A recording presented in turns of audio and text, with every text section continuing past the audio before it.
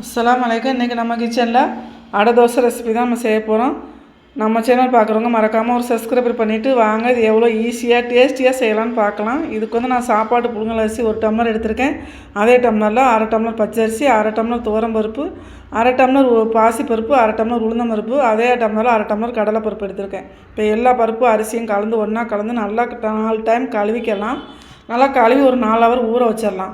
ஊற வச்சுட்டு அடுத்து நம்ம மிக்ஸி ஜாரில் இதை சேர்த்துக்கலாம். மிக்ஸி ஜாரில் சேர்த்துட்டு இதுக்கு ஒரு 4 பல் பூண்டு, ஒரு துண்டு இஞ்சி, 4 வரமிளகாய், 1 ஸ்பூன் சோம்பு, 1 ஸ்பூன் ஜீரகம், இது கொஞ்சம் கல் உப்பு, மஞ்சத்தூள் 1/2 ஸ்பூன், பெருங்காயத்தூள் இதை சேர்த்து நைஸாக அரைச்சி எடுத்துக்கலாம். அரைச்சி எடுத்துக்கிட்டு ஒரு பவுலில் வச்சு 1 ஹவர் மூடி போட்டு நல்லா 1 ஹவர் டைம் கொடுத்துருங்க. அதுக்கப்புறம் நம்ம தோசைக்கு வந்து பொடியாக கட் பண்ண வெங்காயம், தேங்காய், கொஞ்சம் கருவேப்பிலை சேர்ந்து நம்ம தோசைக்கல்லை வச்சு இந்த தோசை வந்து ஊற்றினீங்கன்னா நல்லா நைஸாக ஊற்றி கொஞ்சம் எண்ணெய் விட்டு திருப்பி போட்டிங்கன்னா அவ்வளோ ஒரு டேஸ்ட்டாக இருக்கும். சாப்பாடு குழந்தைங்களுக்கெல்லாம் ரொம்ப ஒரு சத்தான ஒரு தோசை தான். கண்டிப்பாக நீங்களும் ட்ரை பண்ணி பாருங்கள்.